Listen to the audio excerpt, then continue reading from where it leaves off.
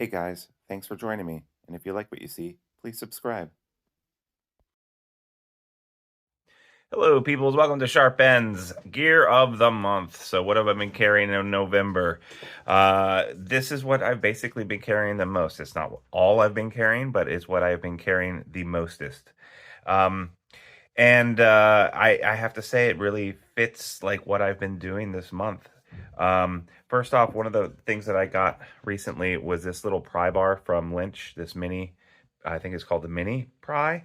And this was the designer's choice as far as the anodizing goes, and I really love it. And it's been in my pocket almost every single day, and the ano is really holding up very well.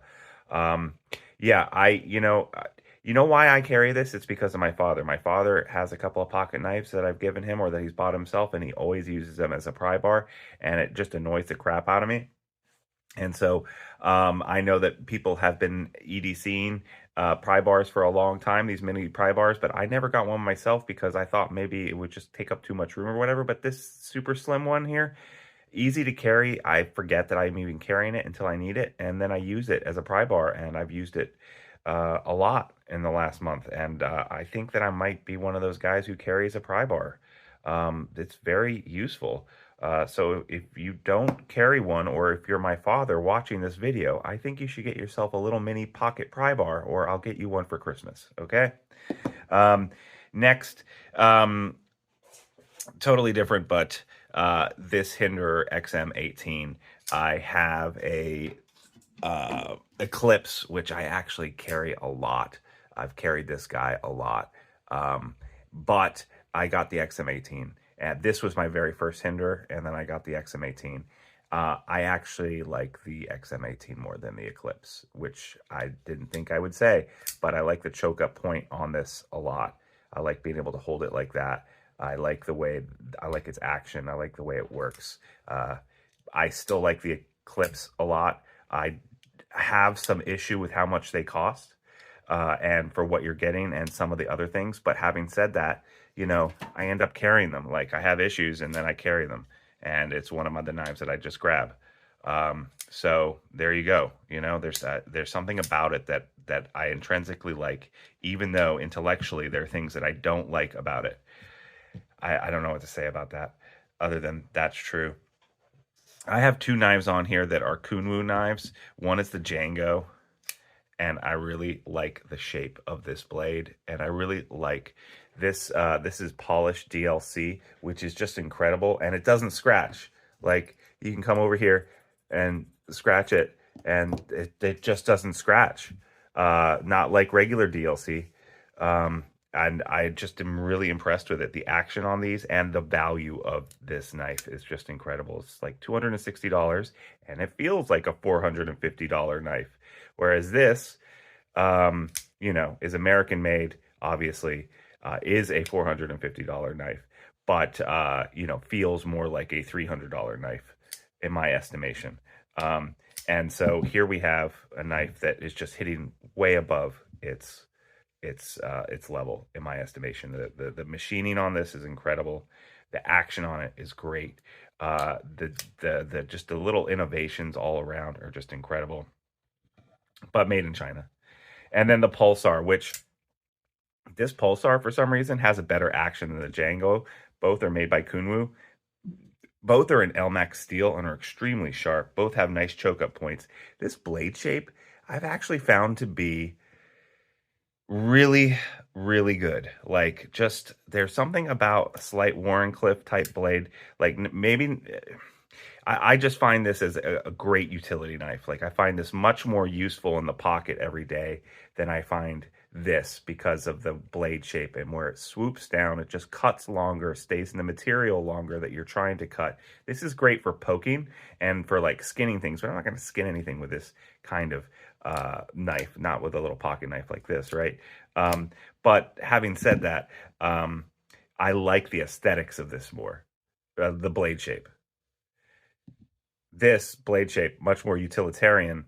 I love the colorways on this titanium, This is just really, really pretty. So in a way, I kind of want, the reverse. It would be great if I could change the blades on both of these. and just have this blade on this with this scales and vice versa. I think that would be really cool.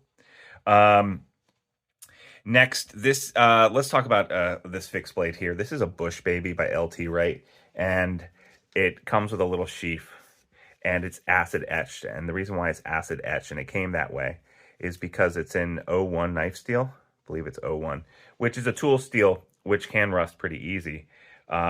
It's a tool steel which is really outmoded, and you know, just isn't something that I think that knife makers should be using that much, except for like on cheap fixed blades. And this is a cheap fixed blade. This was like $100. That might sound douchey. I'm sorry if that sounds douchey. But you know, for what it is, a little pocket carry, double red. It just feels really good in the hand. All 4 fingers get on this, and I use it as a utility knife when I'm working on construction site that my wife is current. She bought a building and she's turning it into a new shop. So I've been helping around the warehouse, and this little fixie is great in the pocket when I'm up on a ladder or whatever. I need to cut some things. This is great. The acid etching I think looks awesome. It's already scratched up a little bit because I've been using it, but I don't mind that.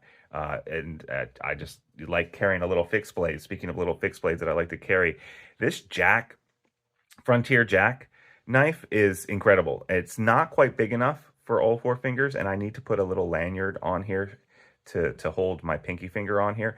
But I found this knife not only useful for carrying around with me, like as far as like working it, but also like in the kitchen. This thing cuts a mean sausage. Let me tell you, this is the first knife I grab now whenever I want to cut up some sausage. And this is A2 tool steel. Nice grind marks here, sharpened spine. It's got liners here, double red micarta, and this mountaineering, or the mountain scales where they etch it out here, and you can see like that even goes to the pin. Like the pin is also textured as part of this.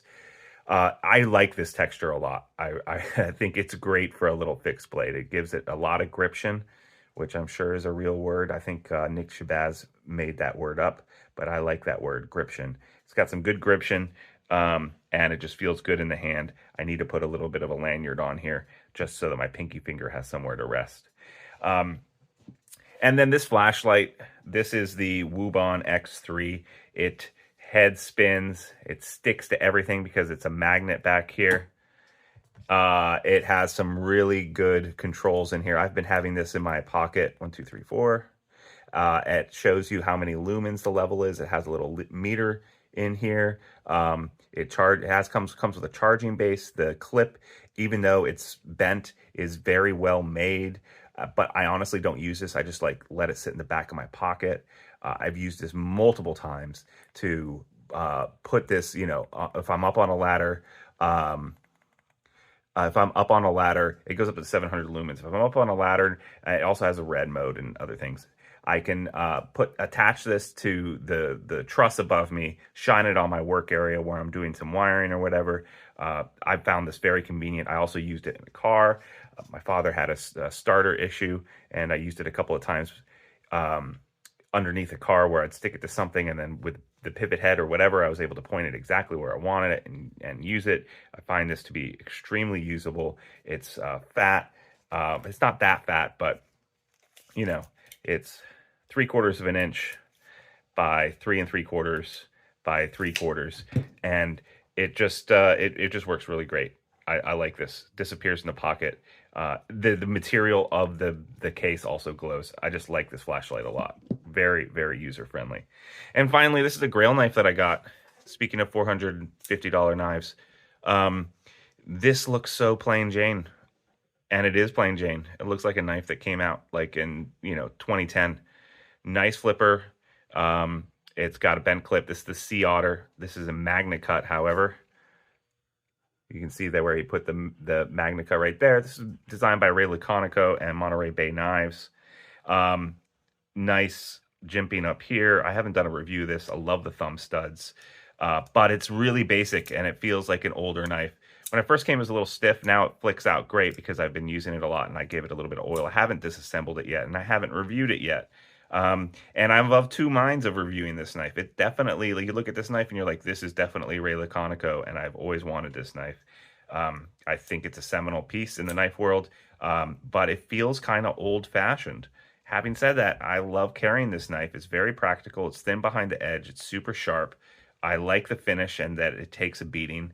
But, you know, when you compare this to this, which are both the same price point, and then you compare them to these, I mean, it's really hard to wrap your head around like what you value. And I did a little video about valuing things, and this speaks to that whole conundrum. Like, you know, how some one thing costs one amount, but it has this engineering and this amount of things, and it's built in the USA or built in China. Like, how do you factor all that into it? And I think that this monthly carry, this November carry, kind of speaks to that in a lot of ways. This is a $90 knife or $100 knife. I carried them a lot, and I absolutely love them. And you'll notice I don't actually have any budget knives on this table. In November, I've just been carrying more expensive stuff. And that also speaks to quality, I think, to some degree. I mean, the action on this Django and on this Pulsar are incredible, you know? Just absolutely incredible. And then, you know, this guy just feels nice in the hand. It's nice and heavy. And, you know, a lot of people are like, oh, the ratios, it has to be, you know, 1 ounce per 1 inch of blade, and this obviously is not that. This is probably much heavier than it is the blade length. I haven't actually weighed it, I'm sorry, but there's something nice about having, like, all right, this is a knife, it's in my hand, it feels substantial. Sometimes I like a lighter knife. Like, this is a lighter knife. In fact, it's a little blade heavy because the handle's so light, but it doesn't matter just because of the way it handles. Anyway, those are some of my thoughts. This is the gear that I've been carrying the most in November. I hope that you enjoyed this content. If you did, please like and subscribe. You can also become a Patreon member by following the link below. If you do that, then for $3 a month, you're entered to win a knife. Thanks so much, guys. I really appreciate you sticking with me this long, and I will see you next time on Sharp Ends. Bye-bye now.